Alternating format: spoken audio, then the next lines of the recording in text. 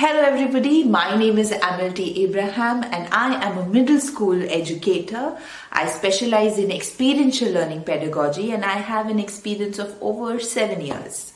My everyday job is literally to make children smarter.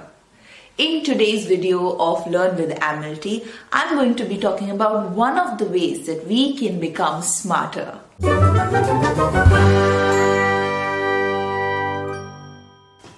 In my expert opinion, one of the best ways to become smarter is by reading.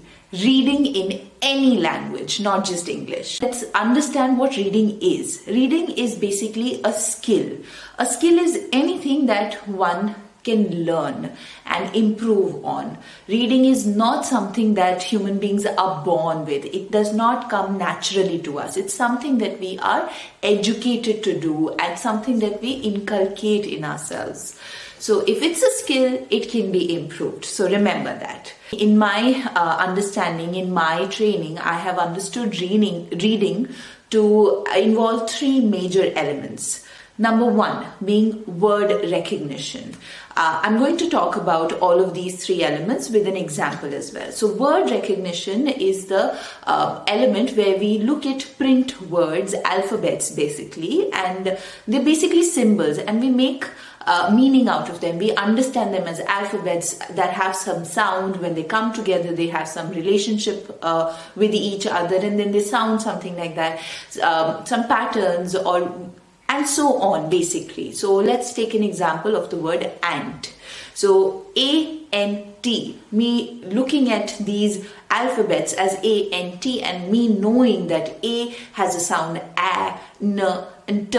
So all of these sounds together, this is what this part of me recognizing all of this is called the word recognition aspect. Number two is comprehension. When I look at these three alphabets together, I comprehend that it actually means an insect, an ant, right? So me making meaning of these alphabets put together, that bit is known as comprehension. Number three is called fluency. Now, fluency is a part where we are able to read so well that it almost comes so fast that it seems automatic to us. So when I displayed this word to you on the screen, A-N-T, I'm sure most of you read it directly as ant and did not wait to read it as separate alphabets first. So that bit is fluency. And when we talk of fluency, we don't only look at words like this, but we also look at sentences, longer ones, maybe novels, paragraphs, and so on, right? Now, let's talk about what we read. Texts are, when we think about texts, it's not just the books that we think of. It's not just the printed or the written word. Today, the word text is used more inclusively in a fashion that movies can be a text, a song can be a text, a photograph can be a text, maybe even spoken word like shairi, oral stories, and so on. Now, text can either be easy or complex, and neither is good or bad. Both are important. Now, texts that are easier are basically those that mean exactly what is written. These are texts that are used more often by people who are just beginning to read. Whereas the more complex texts have a little more than what is given explicitly. They have something in between. You have to unpack certain clues, understand them, maybe put things together to actually find out more meaning than it. You may have to also use your background knowledge and make connections. Now, the more we read, the better we become at spotting these clues and unpacking these clues. So every time that we read, our brain is actually using a lot of reasoning skills, a lot of thinking skills, putting two and two together, exercising our background knowledge, a previous memory. So all of this is a lot of brain work. So basically, every time you read and comprehend, you are exercising your brain. And brain is a muscle. The more you exercise, the stronger you get. You become smarter. Now, experience will also show you that the people who read more are more empathetic, are more mature, are more smarter.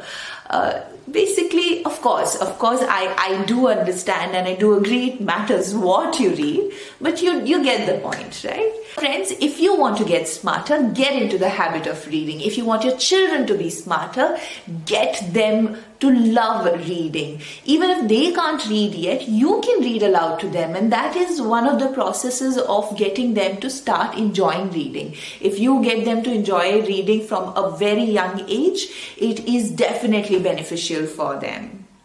Now, as I'm saying this, I can already hear some of you going, oh no, this is not for me. I am not a reader at all. My reading teachers have told me that there's no such thing as a non-reader. You just have not found the right book for you yet. Comment down below if you would like me to do another video on how to inculcate the habit of reading easily. If you're still here, thank you so much for your time. I really appreciate it. If you enjoyed this video, do share this with as many teachers and parents as you know. Do also check out my other videos in this series. Bye.